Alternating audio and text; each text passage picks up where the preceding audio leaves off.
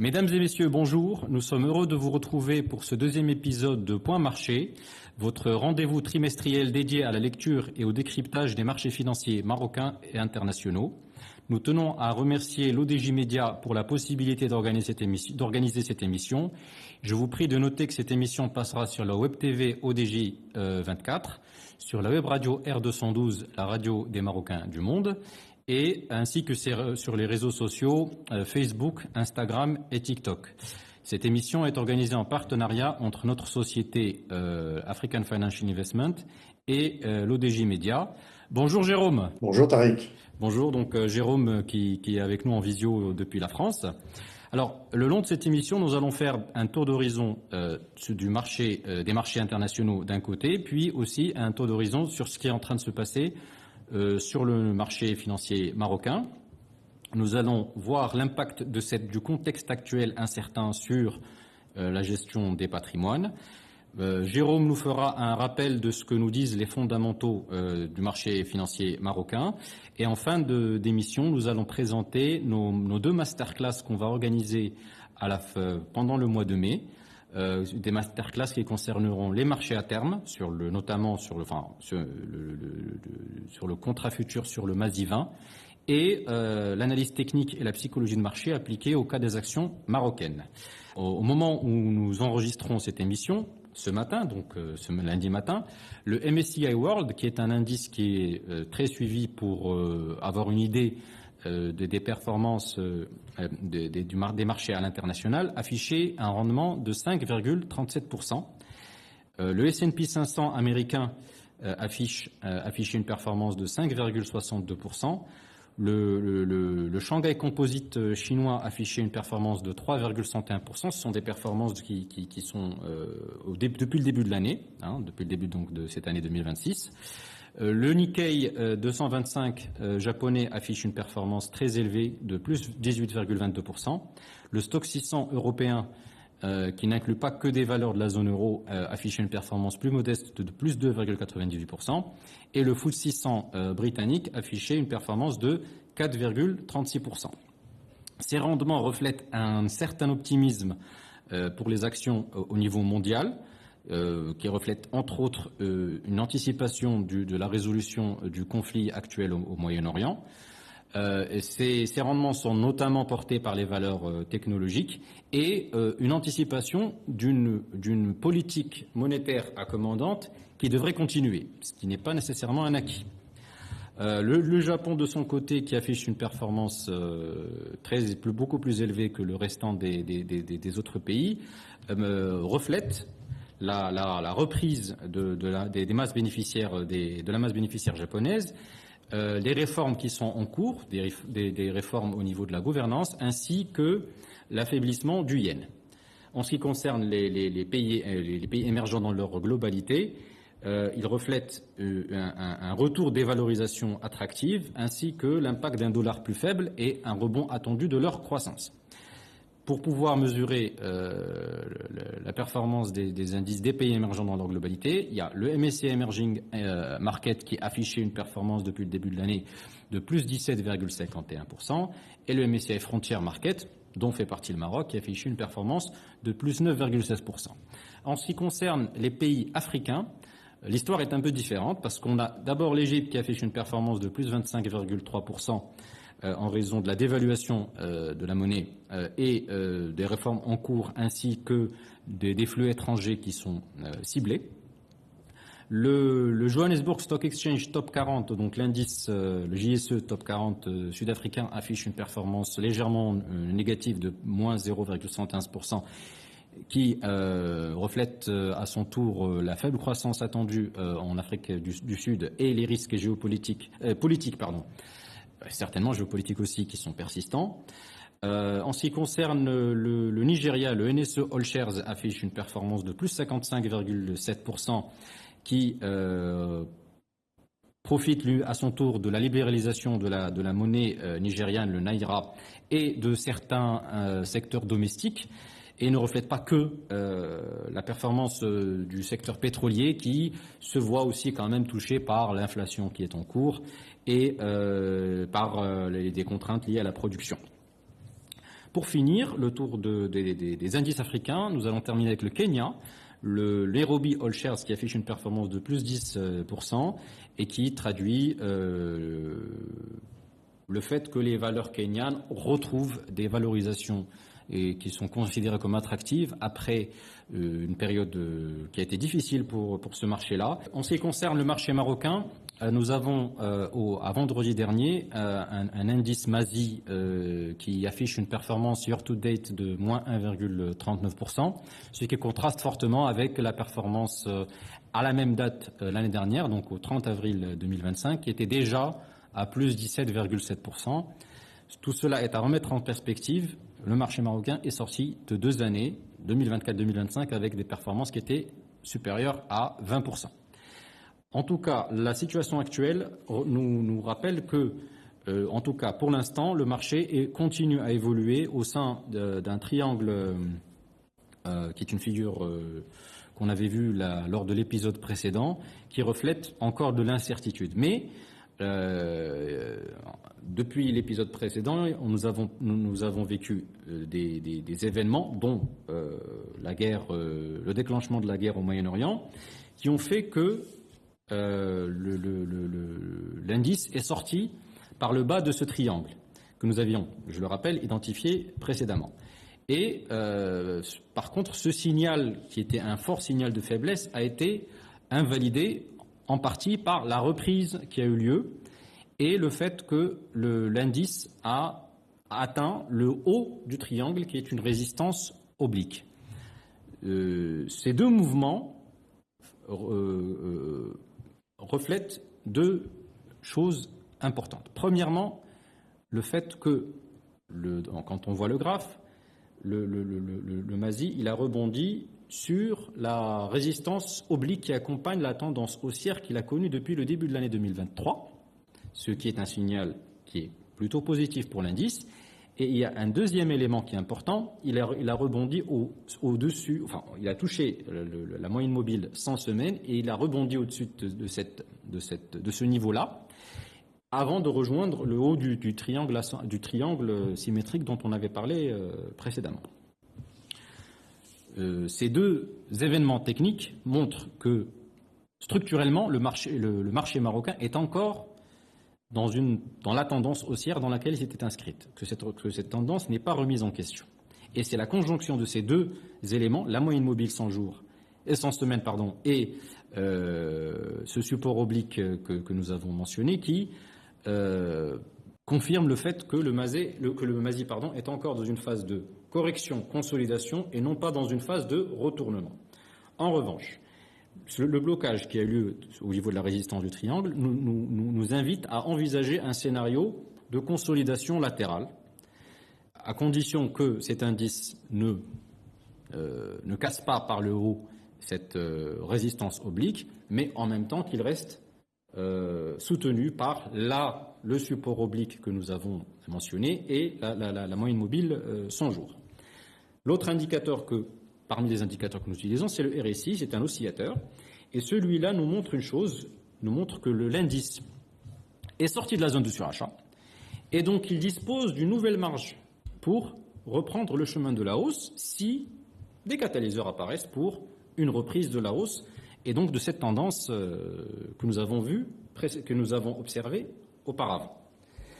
Donc, dans ce contexte, on peut envisager 3 principaux scénarios. Le scénario le plus probable qui est celui de la consolidation latérale. Cette consolidation latérale, elle peut avoir lieu entre le support que nous avons mentionné, la moyenne mobile 100 semaines, qui est en jaune sur le graphique, et le haut, la résistance du triangle symétrique que nous avons vu aussi. Et pour nous, le scénario actuel, le plus probable, c'est une évolution au sein de ces deux limites graphiques, autour des 18 000 points. L'autre scénario qui est, à notre sens, moins probable, c'est un scénario de reprise de la tendance haussière ou un scénario haussier. Ce scénario haussier aurait lieu en cas de cassure par le haut de la résistance oblique du triangle symétrique. Le scénario encore moins probable, à notre sens, c'est un retournement baissier qui se matérialiserait d'abord par la cassure du support oblique que nous avons mentionnés. En ce qui concerne les volumes, qui est un élément important quand on procède à une analyse technique, on remarque que les volumes sur le marché central, ils ont connu deux principales évolutions. D'abord, globalement, les volumes ont baissé dans une moyenne journalière de 20 jours, autour de 500 millions de dirhams au début de l'année, vers 350 millions de dirhams aux alentours pendant les 10 derniers jours du mois de janvier. Par contre, au moment du déclenchement de la guerre en Iran, nous avons remarqué que les volumes sur le marché central, ils ont repris et donc ont permis à la moyenne des volumes sur le marché central de retrouver leur moyenne mobile de 20 jours de 500 millions de dirhams, qui était d'ailleurs dans la plupart, le long de l'année 2025, c'était aussi la moyenne mobile 20 jours qu'on retrouvait, surtout vers la deuxième partie de l'année. C'est important d'envisager plusieurs scénarios dans le contexte actuel, parce que c'est un contexte qui est frappé par une incertitude constante. Cette incertitude constante nous vient d'abord par le contexte marqué par les tensions géopolitiques au Moyen-Orient et par leur impact sur aussi bien les perspectives de croissance économique, sur les perspectives d'inflation aussi, mais aussi par les incertitudes justement qui entourent aussi les politiques monétaires des principales banques centrales, mais aussi au niveau à notre niveau au Maroc de la banque centrale marocaine qui est Banque El Maghreb. Alors, ce contexte nous installe dans un nouveau régime de marché qui est dominé par les chocs exogènes et par les changements rapides de narratif. On passe d'un optimisme vers un pessimisme, vers un nouvel optimisme. Et ça impacte beaucoup la manière avec laquelle on peut envisager aussi bien l'analyse technique que la gestion de patrimoine. On va le voir tout à l'heure. Ce contexte, toutefois, nous permet de retrouver une partie de ce qu'on a vécu pendant l'année 2022. Cette année 2022, qui a été l'année où le choc inflationniste a été ressenti et exacerbé par le conflit entre la Russie et l'Ukraine. Cette année, elle a été, elle s'est faite. L'année 2022 s'est caractérisée par une marge bénéficiaire qui a été pénalisée, notamment par les résultats nets parts de groupe des sociétés cotées, qui ont été pénalisés par la compression des marges liées à la hausse des coûts de l'énergie et des intrants, importés notamment. Et ce contexte qui a été inflationniste a fortement pesé sur les secteurs cycliques. Pour rappel, l'année 2024, de son côté, c'est caractérisé par des réalisations positives pour les sociétés cotées à la bourse de Casablanca, notamment avec des chiffres d'affaires qui ont connu une croissance de 5% et des résultats nets qui ont connu une croissance de 10%. L'année 2025 a été une année exceptionnelle avec une croissance des chiffres d'affaires qui a été de près de 10% et une année et des résultats nets qui ont quasiment cru de 40%. Pour l'année 2026, avec le déclenchement de la guerre en Iran et des incertitudes et des niveaux élevés des prix de l'énergie, du pétrole, des métaux précieux et des matières premières en général, il est probable que ça ait un impact certain sur les réalisations des sociétés. Les sociétés ont certes appris de l'expérience de 2022, mais il n'en demeure pas moins que, comme on va le voir avec Jérôme, le consensus étant quand même en train de prendre en compte ces réalités. D'ailleurs, même avant le déclenchement de la guerre en Iran, les analystes, pour l'année 2026, anticipaient une croissance des chiffres d'affaires qui allait être quand même positive, évidemment, mais à un rythme moins soutenu qu'en 2025. Et il en est de même pour les résultats nets. Mais ces croissances allaient être entre ce qu'on avait vu en 2024 et ce qu'on a vu en 2025. Mais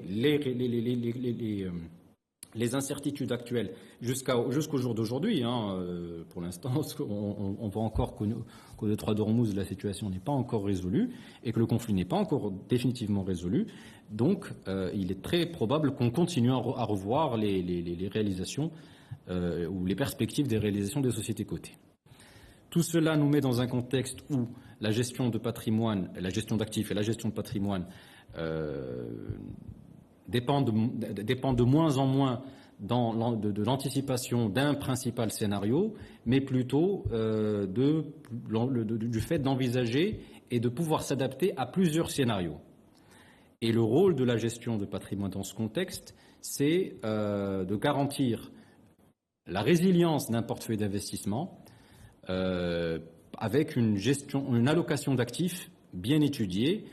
Cette allocation d'actifs qui dépendra de son aspect structurel, à savoir de la part de chacun des actifs financiers au sein même du portefeuille global, mais aussi de sa partie dynamique, à savoir de comment les parts de ces actifs-là, qui peuvent aussi comprendre des actifs réels, évoluent en fonction des événements de marché ou des régimes de marché par lesquels on risque de passer.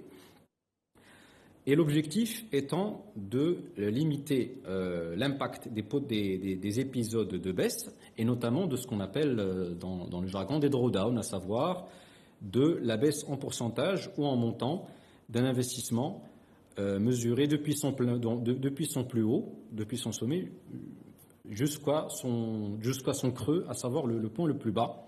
Et l'objectif étant de préserver la résilience des portefeuilles dans ces différents contextes. D'ailleurs, nous avons expliqué cela plus en détail pendant la conférence que nous avons organisée au Salon de l'épargne 2025. Donc, étant donné que nous avons parlé de révision des perspectives des sociétés cotées, je donne la parole à Jérôme pour nous expliquer comment est-ce que les fondamentaux, à travers nos indicateurs propriétaires, ont évolué. Oui, merci Tariq. Alors, je vais vous montrer deux, trois graphiques là et vous les commentez en direct. Alors, le premier de ces graphiques, c'est la comparaison, enfin, c'est pas la comparaison, c'est l'évolution donc des révisions de bénéfices à 12 mois des sociétés donc, qui composent le MASI. Alors là, j'ai mis le MASI 20 parce que maintenant, ça va être peut-être l'indice phare de la bourse de Casablanca, puisque depuis le 6 avril, il y a un marché à terme sur cet indice. Donc là, nous avons en moyenne donc, les révisions de bénéfices à 12 mois des 20 valeurs du MASI 20 qui, comme on le voit, ont atteint, allez, à la fin du dernier trimestre de l'année dernière, un, un point haut aux alentours de 30%. Donc les prévisions de bénéfices pour les 12 mois qui viennent, enfin qui venaient à l'époque, tournaient autour de plus de 30%. Maintenant, elles ont un petit peu décru et s'installent plutôt aux alentours de 20%. Donc ça, c'est le premier moteur qui explique l'évolution des cours de bourse, donc les prévisions de bénéfices. Le deuxième moteur, ce sont les taux d'intérêt. C'est pour ça que j'ai mis sur cette courbe, alors en orange, vous avez donc, bon, on ne voit pas trop bien, mais c'est pour vous montrer qu'on est quand même en dessous du taux de croissance des prévisions de bénéfices, ou plus exactement que les prévisions de bénéfices sont au-dessus, ce qui est plutôt donc positif, au-dessus donc des taux d'intérêt à 10 ans des emprunts d'État marocains. Bon, on l'a vu depuis le dernier trimestre de l'année dernière, les taux à 10 ans se sont tendus. Ils étaient à un plus bas, ils étaient tombés à un plus bas à 2,70%. Bon, aux alentours d'octobre, novembre de l'année dernière, et ils sont remontés à un plus haut à 3,40%. Alors maintenant, ils sont aux alentours de 3,25%, ils sont un petit peu rebaissés, hein. On peut constater en fait que maintenant, c'est partout comme ça hein, dans le monde, hein. Les taux d'intérêt à 10 ans, donc des emprunts souverains, donc des États, eh bien, sont très corrélés au prix du pétrole, hein. Hein. Le prix du pétrole monte, hein, ou remonte plus exactement, les taux d'intérêt vont monter. Le prix du pétrole baisse, parce qu'il y a bon, peut-être des négociations entre l'Iran et les États-Unis, les prix du pétrole baissent, les taux d'intérêt baissent en même temps. Donc il y a une corrélation très forte. Donc on peut dire que ce deuxième moteur, que sont les taux d'intérêt, donc dépend essentiellement donc des prix du pétrole actuellement et donc de la situation qui qui va se passer hein, dans les prochaines semaines, les prochains mois dans cette partie du monde. Voilà donc pour nos deux moteurs fondamentaux. Le deuxième graphique que je souhaitais vous montrer, c'est un graphique qui montre la valorisation, hein, qui va permettre de visualiser la valorisation donc de l'indice MASI 20. Donc c'est une moyenne des 20 actions qui composent cet indice. C'est ce qu'on appelle le Price Earning Ratio, donc le PER. Le PER ici prospectif, hein, parce qu'il sera calculé sur les prévisions de bénéfices à 12 mois, donc le graphique précédent. Ben, on voit que en 2025, hein, il avait atteint quand même un niveau très élevé, hein. On est revenu sur la borne supérieure de l'enveloppe de volatilité de cet indicateur, hein. On payait, le marché payait euh, a payé plusieurs fois, 24 fois, ses prévisions de résultats à 12 mois. Le marché ayant consolidé depuis octobre dernier, ça a entraîné, et du coup, parce qu'il y avait également donc, ces deux phénomènes concomitants dont je vous ai parlé, les prévisions de résultats à 12 mois qui ont commencé à baisser et les taux d'intérêt qui, eux, sont remontés. Donc, les investisseurs n'étaient plus, comment dire, n'étaient plus d'accord pour payer aussi cher le marché. Et donc, ça a joué sur les valorisations. Et ces valorisations, donc, se sont nettement contractées. On est revenu ainsi d'un PER à 24, comme je vous le disais, en dernier trimestre de l'année dernière, à un PER de l'ordre de 16. On a un petit peu rebondi là dernièrement avec la hausse de l'indice. Hein, on était revenu et on se situe à peu près aux alentours de allez, 10, 17 fois les prévisions de résultats. On peut constater que c'est sur la borne basse maintenant de l'enveloppe de volatilité. Donc, ça serait plutôt une lecture donc, qui nous inciterait à dire, bon, bah, les valorisations sont quand même redevenues plus attractives. Ça devrait permettre à la correction du marché, enfin, c'est-à-dire, ça devrait permettre une sorte de matelas à une correction du marché. Donc, on pense plutôt que ça pourrait être une opportunité pour revenir sur les actions marocaines, bon, dans une optique court terme, moyen terme. Le PER pourrait revenir sur sa moyenne, hein, selon le principe de retour à la moyenne, revenir aux alentours de 20 fois les prévisions de bénéfices. Et ça constituerait une valorisation plutôt modérée, normale, on va dire. Voilà. Donc ce PER semble jouer le rôle d'un frein à la baisse. Bon, il nous semble que la correction du marché, enfin le marché, l'indice MASI ou l'indice MASI 20, ont fait donc un récent plus bas et qu'on pourra avoir une consolidation. Ça ne veut pas dire que, comme on vous le disait tout à l'heure hein, en analyse technique, ça ne veut pas dire qu'on va remonter sur les plus hauts, mais on peut avoir une reprise modérée pour l'instant. Le dernier indicateur que je souhaitais vous montrer, c'est notre indicateur de risque. Alors, cet indicateur de risque, c'est comme une sorte de prime, de ce qu'on appelle une prime de risque. Euh, Cet indicateur, s'il est en hausse, ça veut dire que l'aversion au risque est présente, hein, l'aversion au risque augmente.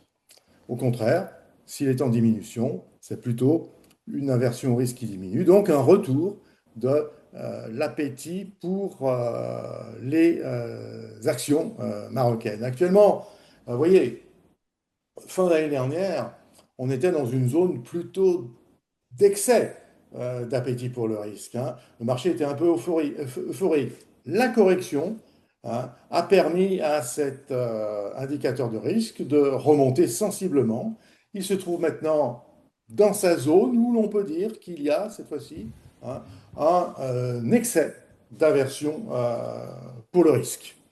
Vous savez, les marchés financiers, les marchés boursiers évoluent comme ça, hein, par des phases. Si l'on prend la thématique du sentiment de marché, ils évoluent selon hein, des cycles d'optimisme, des cycles de pessimisme, des cycles d'aversion au risque et des cycles d'appétit pour le risque. Donc le fait que le marché soit dans une zone un peu excessive d'aversion au risque nous incite à penser que bon, bah, la correction a été, le fond de la correction a été atteint et que bah, ça devrait contribuer, hein. Il va y avoir peut-être un retour, un petit peu, en tout cas une diminution de l'aversion au risque qui devrait se solder par, par une poursuite du rebond du marché. Voilà pour les indicateurs, nos indicateurs fondamentaux basés sur les taux d'intérêt et les prévisions de résultats. Ils nous donnent plutôt une image relativement positive des perspectives pour les prochains mois du marché des actions marocaines. Merci Jérôme pour cette description qualitative et précise des fondamentaux à travers nos indicateurs propriétaires. Alors, tu as mentionné les taux souverains. Alors, il y avait un phénomène intéressant à observer sur les taux souverains marocains. C'est que au déclenchement de la guerre en Iran, la hausse des taux elle a suivi ce qui se passait à l'international et